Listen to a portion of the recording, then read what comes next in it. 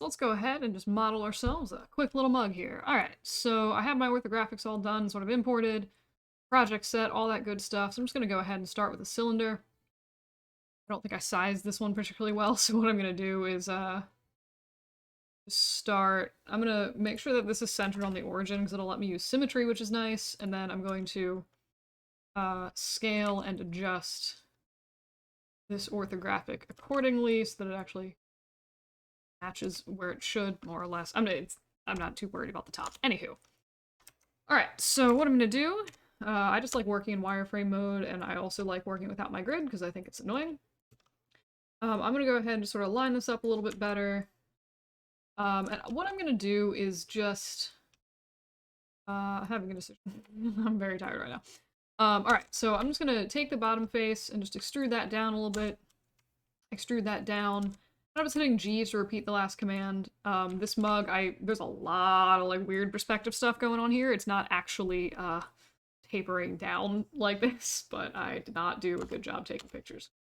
Alright, and I'm also going to just turn off the image planes in this. You can also get the same menu up here.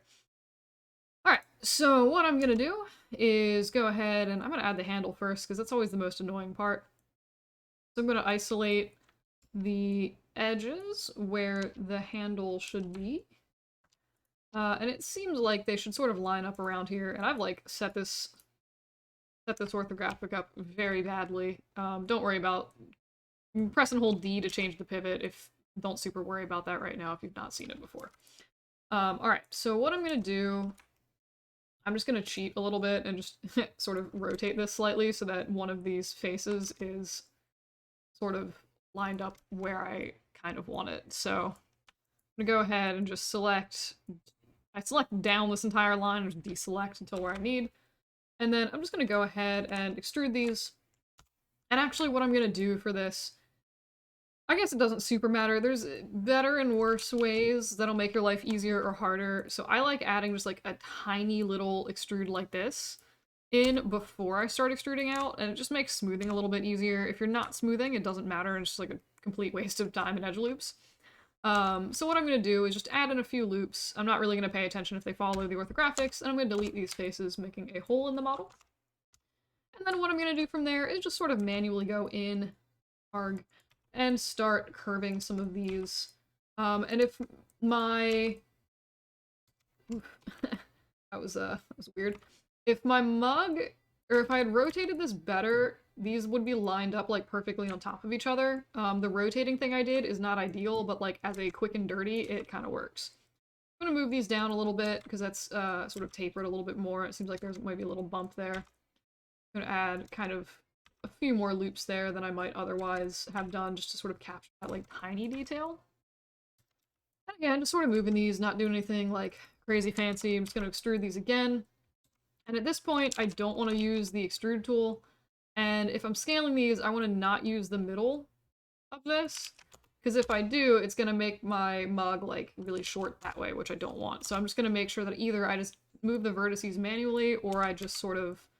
I could also like rotate this, but I'm also kind of not going to do that because I feel like it, you know, might end up causing issues with things not being super level. So I'm just going to kind of continue to do this and just manually move these. I think for me personally, that's like my sort of the easiest thing for me to do and sort of how I just enjoy working.